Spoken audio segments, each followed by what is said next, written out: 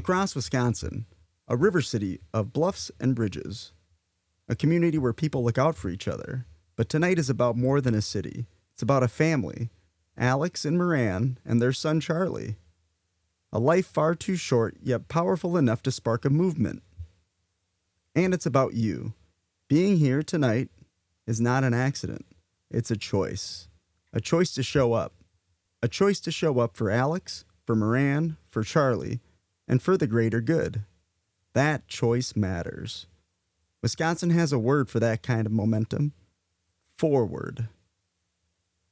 So what happens when a family, a city, and a state decide no child should be left unprotected? This is that story. For every child, for every parent, for Charlie. The delivery was a planned C-section. I think we were there for maybe 4 hours, do the C-section, and he was born. And I sat there on the table and I listened.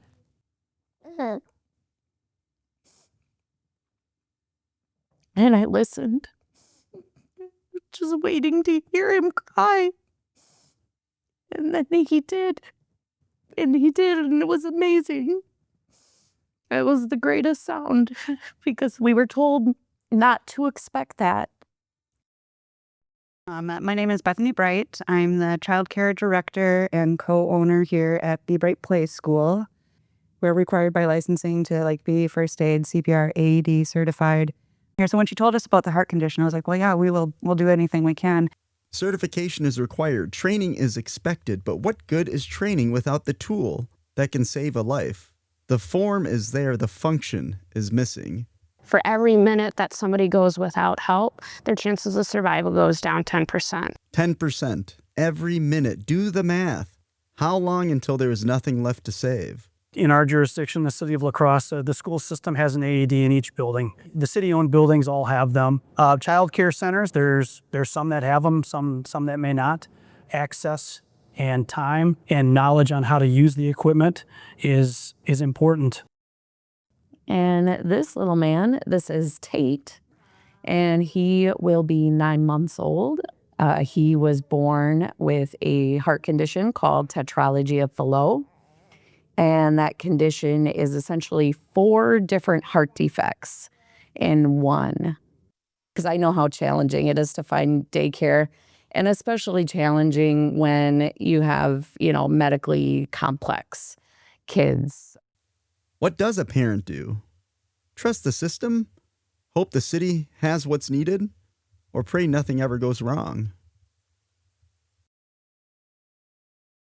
My name is Sarah Nigber. I am the director here, and being a small school, that's a little bit of everything. I get to do maintenance, I get to be a sub, I get to read all day and play and do all of the business aspects, everything all rolled into one.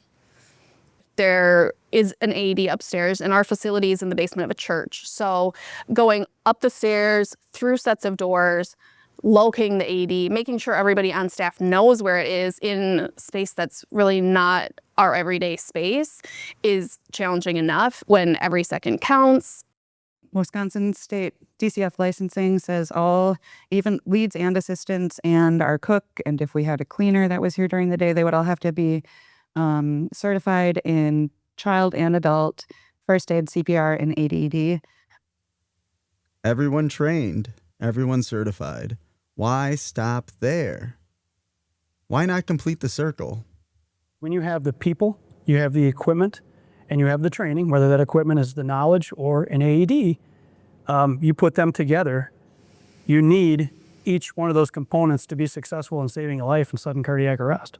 People were really interested in donating and fundraising for it because I think everybody realized how important it is to have one. Having one of our own makes it so much more timely that we could actually get to an AED and be using it before we would even have gotten to the AED that's upstairs. Not just for kids, but we have staff that work here. We have grandparents picking up. We have parents, and there's so many people in and out. It just makes sense to have one that we have easy access to. So we were able to get that, put it right in the office where everybody can access it. And now we have one upstairs if we absolutely needed to, but we have one right here so we can get it if we need it. And how many of those seconds can a victim of sudden cardiac arrest afford to lose?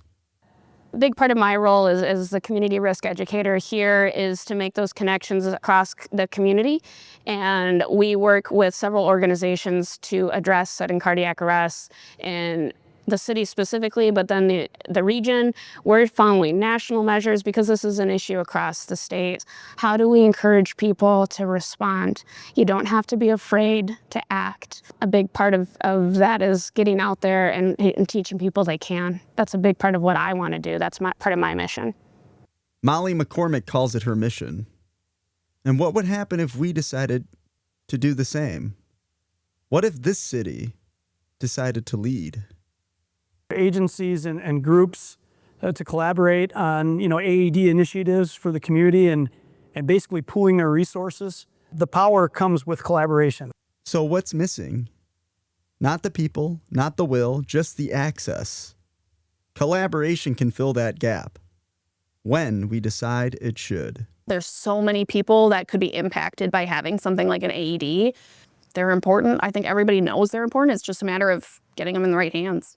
We know that if somebody jumps in to use an AED before first responders can get there, chances of survival go up 50 to 70%.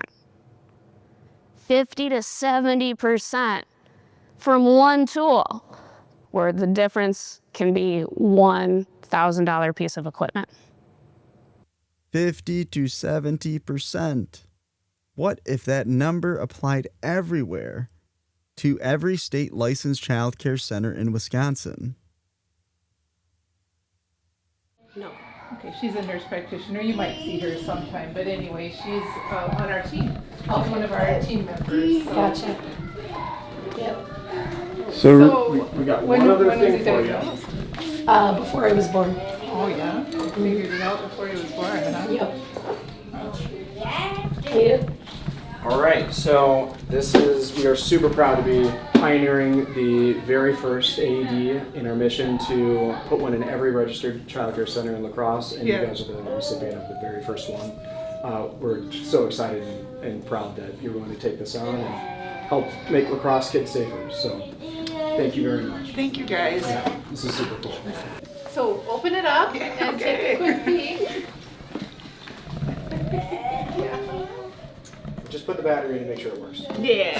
It's a little small. Okay, I thought it was You going to be probably a know Small, dealing isn't with it? a child. You Yeah. see there's super easy, you just push a button. Child mode. Okay. Pull red handle to reveal pads. Yep, and so Look then the at pads are under pictures there. on pads. Apply pads to bare skin exactly that's- as shown in the pictures. Press pads firmly. So where does it start? Here, La Crosse, Wisconsin, with one AED at one center, a first step, a promise made real. Most specifically, for me and for, any other parent who has a child with any kind of heart issue, knowing that my child has had open heart surgery and is at a risk for having going into cardiac arrest. It's at an elevated risk now. Knowing that that's there provides some peace of mind. If a child care knew they wanted an AED, a lot of times it's a matter of budgeting in for multiple years to be able to afford something like that if they don't have donations or fundraisers in place. So having an organization that can help you actually access an AED and know how to use it is groundbreaking for all of the people that would be impacted by childcare in Wisconsin. And how does a city show it matters? With action, with words that carry weight. On behalf of myself, the mayor's office, the community, our condolences. And then also thank you very much for leading this effort to make sure that our child care centers all have AED and example for other communities to make across sure Wisconsin and the nation. And whereas on August 27, 2025, the inaugural benefit of Bubba's Fund, an evening with the Weber brothers, will be held at the Rivoli Theater, combining live music, storytelling, and community engagement to raise awareness and funding for AED placement. And whereas this initiative is not only about providing equipment, but also about educating and empowering child care providers, families, and neighbors to act decisively in an emergency with a focus on improving the lives of children. And whereas the city of La Crosse is proud to stand alongside Bubba's Fund. Now therefore, I, Shondell Washington Spivey, Mayor of the city of La Crosse, do hereby proclaim Wednesday, August 27, 2025, as For Charlie, for Children Day in the city of La Crosse, and encourage all residents to join in honoring Charlie Lonning Weber by supporting Bubba's Fund, advocating for child safety, and committing to improving the lives of children everywhere. Dated on this 27th day of August 2023.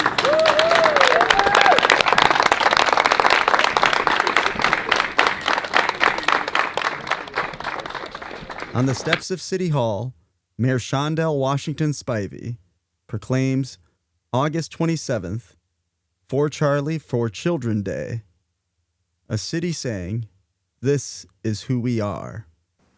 The requirements for childcare facilities, it really comes from the state level. And so that's where that state legislation becomes really impactful, including, everything from the city, that the code that we inspect buildings, the fire requirements, all comes from a higher level than the city typically. So when we want to see change, it really takes the community coming together, using the power in our voices to have the people that represent us at that higher level to help us make change. This city leads. The region will follow. But why stop there? Why not the entire state? We're ready. Are you?